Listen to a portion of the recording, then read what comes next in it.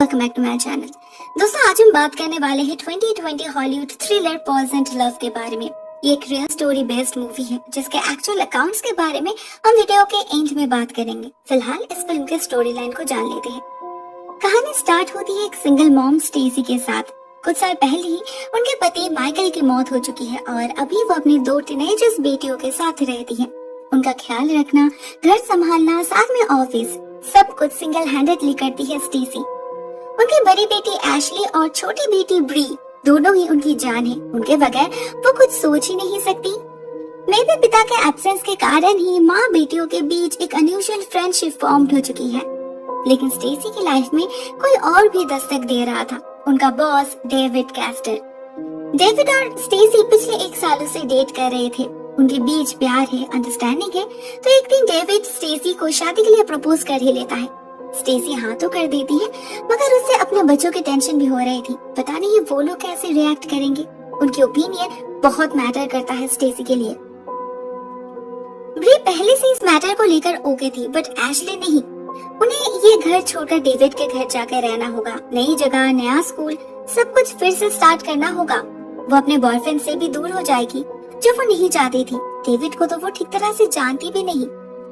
वो गुस्सा तो करती है, मगर डेविड से पर्सनली मिलने के बाद उनके प्यार को देखते हुए एंड अबव ऑल अपनी माँ की खुशी के लिए वो राजी हो जाती है। और कुछ दिन के अंदर ही डेविड और स्टेसी की शादी भी हो जाती है। पुराने घर को बेचकर वो लोग शिफ्ट कर जाते हैं डेविड के घर में, मगर अपने आदतों को छोड़ नहीं पाते जो इस घर के रूल्स एंड रेगुलेशन से क्लैश कर रहा था। डेविड कुछ भी कर ले, एशली को ऐसा लग रहा था कि उनका पुराना घर ही अच्छा था। असल में वो अपने ओल्ड लाइफ को, अपनी ओल्ड फ्रीडम को मिस कर रही थी। ऐसे ही 1 साल बीत जाता है। उनकी जिंदगी चल रही थी किसी तरह। एशली को अभी भी डेविड से प्रॉब्लम है, मगर डेविड कोशिश कर रहा है। इन दोनों के बीच फंस कर सबसे ज्यादा सफर करती है स्टेसी।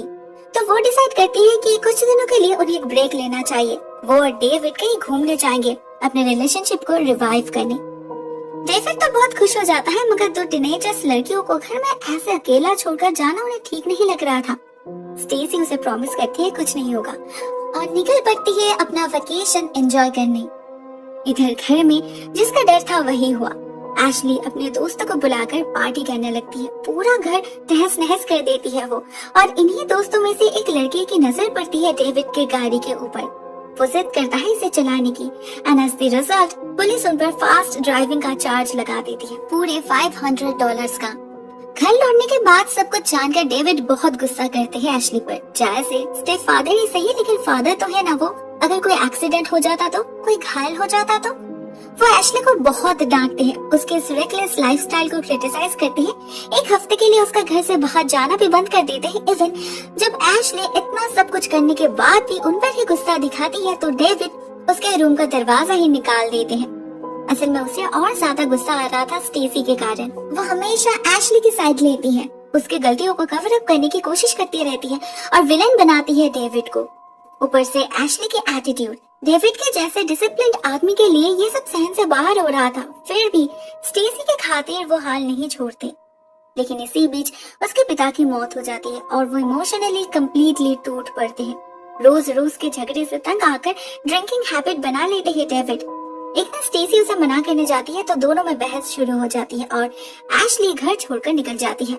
डेविड और खुद पर काबू नहीं कर पाती, गुस्से में अपने ग्लास को थ्रो करते हैं, जो डायरेक्टली जाके हिट करता है ब्री को। उसके माथे से खून बहने लगता है। ये एक एक्सीडेंट था। डेविड ऐसा बिल्कुल भी नहीं चाहते थे, इवन वो तो शर्मिंदा भी थे। मगर स्टेसी उसी वक्त ब्री को लेकर अपने दोस्त चेरिल के घर चली जाती है और एशली तो ऑलरेडी अपने बॉयफ्रेंड के घर थी ही। अभी कुछ दिन वो लोग ऐसे ही बिताएंगे, तब तक जरूर डेविड की अकल ठिकाने आ जाएगी। लेकिन पूरा 1 हफ्ते बीत जाने के बाद भी जब डेविड उनसे कांटेक्ट नहीं करता, ना ऑफिस आता है, तो स्टेसी जाती है उसके घर चेरिल को साथ लेकर। बेडरूम का दरवाजा अंदर से लॉक्ड था। बहुत बार बुलाने पर भी जब कोई रिस्पांस नहीं मिलता तो चेरिल पुलिस को कॉल करती है और पुलिस जब दरवाजा तोड़कर अंदर घुसती है, उन्हें डेविड की लाश मिलती है। फेस अपसाइड डाउन, पूरे शरीर पे पॉइजन के मार्क्स विजिबल और बिस्तर के नीचे एनीफ्रीज का एक खाली डब्बा। स्टेसी से बात करके और घर की हालत देख के ऑफिसर ओमैली बिल्कुल श्योर थे ये सुसाइड है। ना कोई फोर्स्ड एंट्री, ना कोई स्ट्रगल मार्क्स, ऊपर से स्टेसी की गवाही। डेविड पिछले कुछ दिनों से बहुत अब्यूसिव होते जा रहे थे, सेल्फ डिस्ट्रक्टिंग होते जा रहे थे। इस सब से तो ये सुसाइड लग रहा था। लैब रिपोर्ट में भी उसके शरीर से बहुत सारे टॉक्सिक केमिकल मिलते हैं, तो इस केस को सुसाइड डिक्लेयर कर दिया जाता है। मगर दूसरी ऑफिसर रीस स्केप्टिकल थी। न जाने क्यों उसका इंस्टिंक्ट कह रहा था मामला इतना भी सीधा नहीं है। उस इन्वेस्टिगेशन के वक्त किचन के डस्टबिन में से एक टर्की बेस्ट मिलता है, जबकि किचन में कोई कुकिंग हो ही नहीं रही थी। ना डेविड कभी कुकिंग करता था। वो अपने तरीके से केस रीओपन करती है, फिर से इंटेरोगेट करने जाती है स्टेसी को। पता चलता है उसने इस एक हफ्ते में 2 बार आई थी इस घर में अपना सामान लेने। तब उसने डेविड की स्नोरिंग सुनी थी, मगर कभी देखा नहीं उसे। रीस को स्टेसी के फर्स्ट हस्बैंड माइकल के बारे में पता चलता है, जिसकी मौत 5 साल पहले हुई थी हार्ट अटैक से।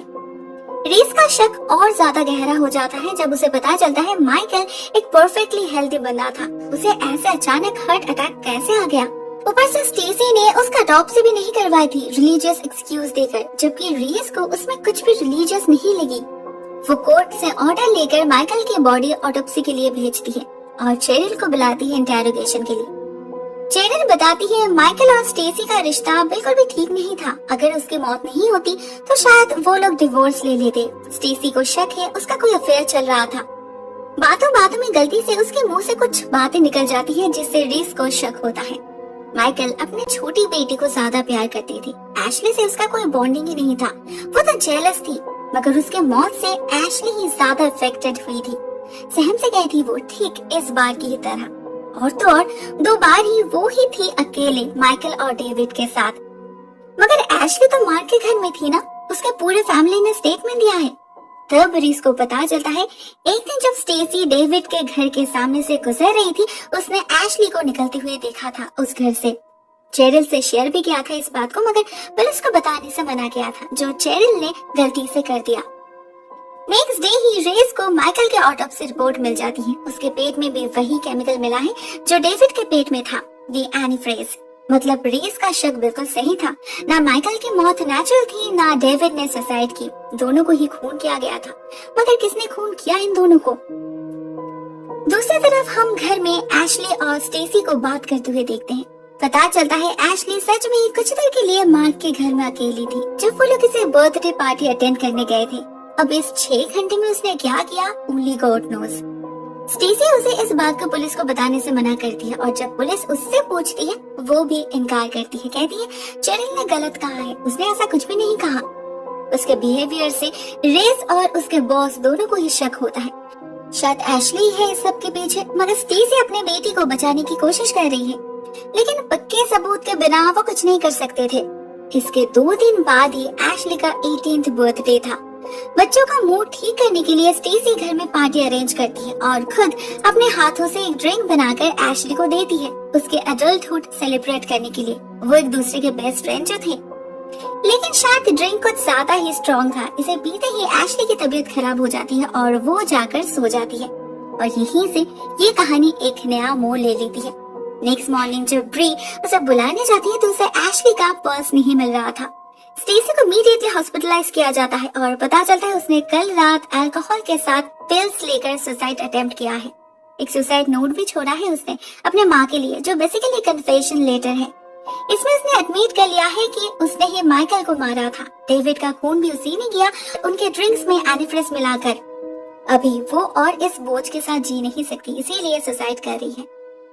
ब्री ये सब बिलीव नहीं कर पा रही थी। वो पुलिस को भी बताती है एशली किसी का खून नहीं कर सकती, ना वो सुसाइड कर सकती है। डिटेक्टिव्स भी कंफ्यूज थे, तो जैसे ही एशली का सेंस लौटता है, सबसे पहले वो जाते हैं उसे इंटेरोगेट करने और सारा मामला साफ हो जाता है।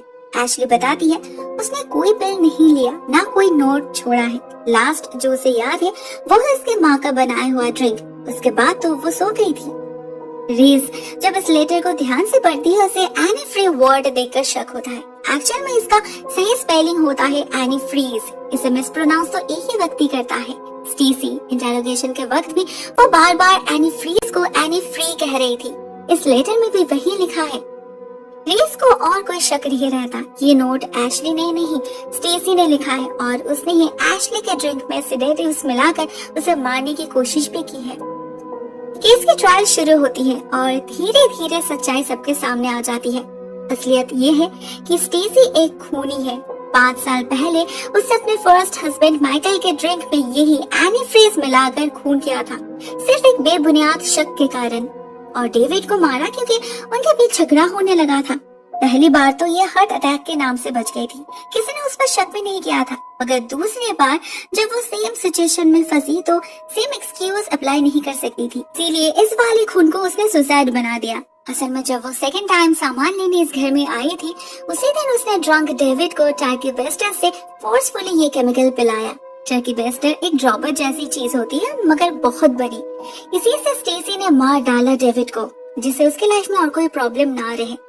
बाद में इस चीज से डेविड का डीएनए और एनीफ्रेज का ट्रेस दोनों ही मिला था पुलिस को। इतना सब करके भी स्टेसी चुप नहीं बैठी, उसे डेविड का पैसा भी तो चाहिए था, तो उसने उसका विल चेंज करके चेरिल की मदद से उसे ऑथराइज कर ली।